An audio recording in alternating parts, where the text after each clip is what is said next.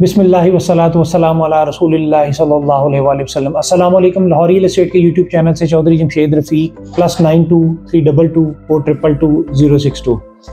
Viewers, आज का जो मेरा टॉपिक है regarding once again DHL Lahore phase 10 file prices के ऊपर है और लास्ट 1 मंथ से हम minimum prices versus maximum prices और आज की प्राइसेस के ऊपर हम लोग डिस्कस करेंगे और मार्केट में ये जो इंक्रीज़ आया है इसकी रीज़न क्या थी और फर्दर क्या प्रेडिक्शंस हैं, मार्केट का अपवर्ड ट्रेंड है। मोस्टली लोगों में भी यही सोच है कि मार्केट अभी और डिप आएगी, प्राइसेस नीचे आएंगी, ये आर्टिफिशियल इंक्रीज़ है और इन सारी चीज़ों के ऊपर हम लोग डिस्कस करेंगे। So let's move on further files prices के ऊपर। DHL लाहौर फेज 10 में आपको रेजिडेंशियल और कमर्शियल फाइल्स दोनों की अवेलेबिलिटी हो जाती है। कमर्शियल के अंदर जस्ट 4 मरला है और 8 मरला कमर्शियल की अवेलेबिलिटी नहीं है। इंस्टॉलमेंट प्लान पे भी DHL लाहौर फेज 10 नहीं है, ये फुल पेमेंट कैश की फाइल्स है। आपको यहाँ पे मिल जाती है 5 मरला, 8 मरला, 10 मरला, 1 कनाल और 2 कनाल रेजिडेंशियल, जबकि 4 मरला कमर्शियल की अवेलेबिलिटी होती है। फिर 2 तरह की कैटेगरीज आ जाती हैं, एफिडेविट फाइल्स और एलोकेशन फाइल्स। एफिडेविट वो फाइल्स हैं जो फर्स्ट लैंड ओनर से आपके नाम पे ट्रांसफर होती हैं, जबकि एलोकेशन फाइल जो है वो ऑलरेडी किसी के नाम पे है, उसके नाम से आपके नाम पे ट्रांसफर होगी। बट जब आप टोटल कॉस्ट कैलकुलेट करते हैं तो बाज़-औक़ात आपको एफिडेविट सस्ता पड़ रहा होता है, बाज़-औक़ात आपको एलोकेशन सस्ता पड़ रहा होता है। अगर मैं लास्ट 2 वीक्स के ट्रेंड की बात करूं तो ऑलमोस्ट एफिडेविट और एलोकेशन की टोटल कॉस्ट ऑलमोस्ट सेम थी। यहाँ पे एक चीज़ जो सबसे ज़्यादा मैं क्लियर करना चाहूँगा, पहले क्या होता था, मैंने जितनी भी वीडियोस बनाई थी मैंने बताता था कि एफिडेविट जो फर्स्ट लैंड ओनर से आपके नाम पे ट्रांसफर होगा, आप फर्स्ट अलॉटी कंसीडर होंगे और फर्स्ट अलॉटी जो है ना वो टैक्स एग्जेम्प्ट है। अब आइदर यू हैव एफिडेविट और एलोकेशन, आपने दोनों सूरतों में आपने टैक्स पे करना है। एफिडेविट की सूरत में आपने 3% FED पे करना है, फेडरल एक्साइज ड्यूटी आपने पे करनी है, जबकि एलोकेशन की सूरत में आपने गेन टैक्स पे करना है। सो एफिडेविट बाय करें या एलोकेशन बाय करें, दोनों सूरतों में आपने 3% टैक्स पे करना है। प्लस डिपेंड्स ऑन है कि आपने 1 साल की होल्डिंग की है, 2 साल की होल्डिंग की है, 3 साल की होल्डिंग की है, उसके अकॉर्डिंगली आपने सेमनी के सर्टिफिकेट्स है ना वो प्रोवाइड करने हैं। बट आज की डेट के अंदर ऑलमोस्ट 11 नवंबर जो डेट है, आज की डेट में आपको एलोकेशन जो है ना वो सस्ते पड़ रहे हैं। उसकी रीज़न क्या है हम लोग इसके ऊपर डिस्कस करेंगे। देखें, एफिडेविट के लिए तो इन्वेस्टर हैं, 2 से 3 इन्वेस्टर हैं, बट यहाँ पे मैं डिग्रेड एफिडेविट को भी नहीं कर रहा और एलोकेशन को भी नहीं कर रहा।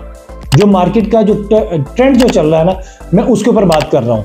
एफिडेविट के लिए इन्वेस्टर हैं आपके पास 2, 3, 4 या 5, ठीक है, जबकि एलोकेशन के अंदर जारी सी बात है फाइल्स हजारों की तादाद में बिकी हुई है, तो ये नहीं है कि हजारों सेलर हैं, आपको 15-20 सेलर मार्केट में जरूर मिलते हैं एलोकेशन के लिए।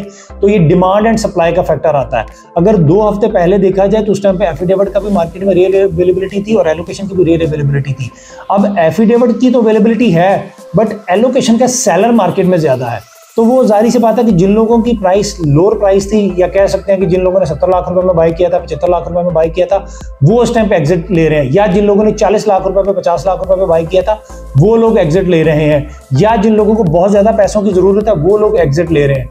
Otherwise short term plus long term दोनों सूरतों में DHL लाहौर फेज 10 आपको रिकमेंड कर रही है।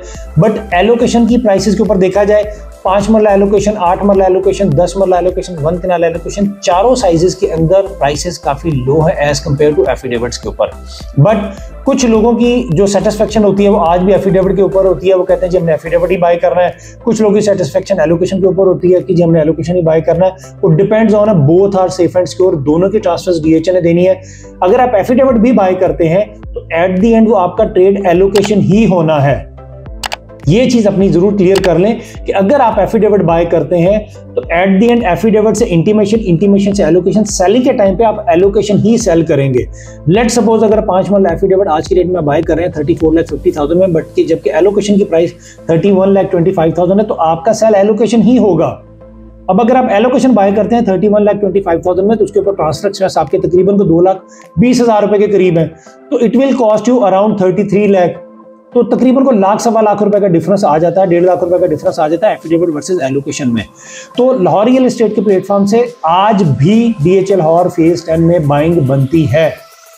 रीजन बिहाइंड कि जैसा कि मैं आपको कह रहा होता हूं हर वीडियो के अंदर कि मार्कअप रेट, बैंक्स का interest rate day by day नीचे आ रहा है। दिसंबर में अभी 2% और टूटेगा, फिर जनवरी 2025 के अंदर ये सिंगल डिजिट के ऊपर आ जाएगा। तो लोगों ने बैंकों से पैसा निकालना शुरू कर दिया है। ऐसा बिल्कुल भी नहीं है कि मार्केट में ट्रेडिंग नहीं चल रही है। लाहौर डीएचए फेज टाइम के अंदर माशाल्लाह से बड़ी अच्छी ट्रेडिंग चल रही है। इस टाइम पे मार्केट में बायर भी है और एलोकेशन का सेलर भी है, दोनों सूरतों में बड़ी अच्छी ट्रेडिंग चल रही है।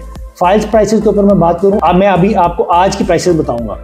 एफिडेविट की इस टाइम पे 5 मरला की अवेलेबिलिटी आपको 34,50,000 में, जबकि एलोकेशन आपको 31,25,000 में अवेलेबिलिटी हो जाती है। 8 मरला इस टाइम पे एफिडेविट की अवेलेबिलिटी आपको तकरीबन को 45 लाख में, एलोकेशन हार्ड टू फाइंड है क्योंकि लोगों की बाइंग प्राइस काफी हाई है, तो इस टाइम पे 8 मरला कमर्शियल रेजिडेंशियल आपको रेयर अवेलेबिलिटी आती है। 10 मरला एफिडेविट इस टाइम पे आपको 58 लाख में, जबकि एलोकेशन आपको 53,50,000 में अवेलेबिलिटी है। देखिए एक अच्छा खासा डिफरेंस है, इसलिए मैंने कहा कि आपको एलोकेशन सस्ता पड़ेगा। 1 कनाल एफिडेविट इस टाइम पे आपको 1 करोड़ रुपए में, जबकि एलोकेशन आपको 86,50,000 में अवेलेबिलिटी हो जाती है।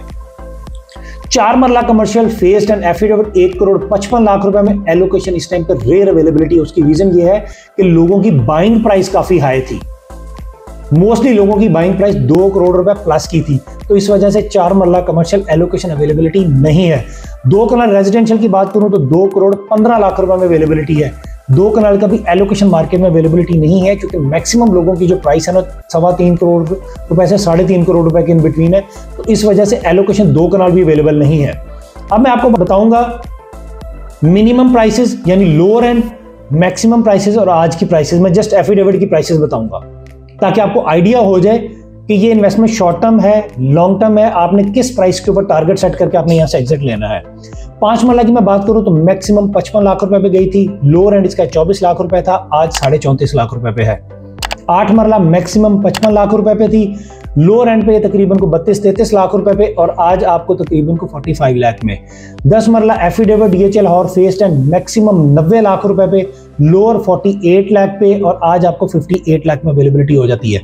10 मरला में इतनी ज्यादा फ्लक्चुएशन नहीं है as compare to other sizes, क्योंकि मार्केट में इसकी फाइल्स बहुत ज्यादा ना एलोकेशन है ना बहुत ज्यादा एफिडेविट है।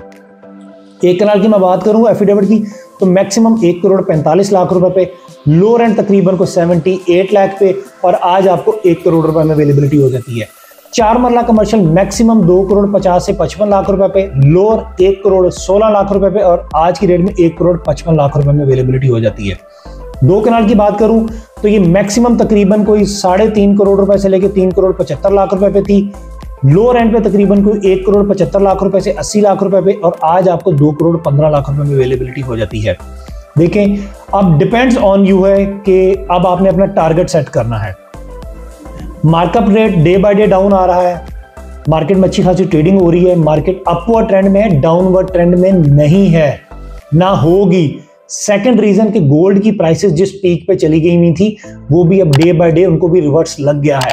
थर्डली आपका स्टॉक एक्सचेंज बहुत जल्द ब्रस्ट करने वाला है, उसका भी बबल ब्रस्ट होने वाला है, तो फिर जारी सी बात है बैंकों से पैसा निकलेगा प्रॉपर्टी में आएगा, गोल्ड से पैसा निकलेगा प्रॉपर्टी में आएगा, स्टॉक एक्सचेंज से पैसा निकलेगा प्रॉपर्टी के अंदर आएगा, क्योंकि प्रॉपर्टी आज भी आप लोअर एंड पे बाय कर रहे हैं।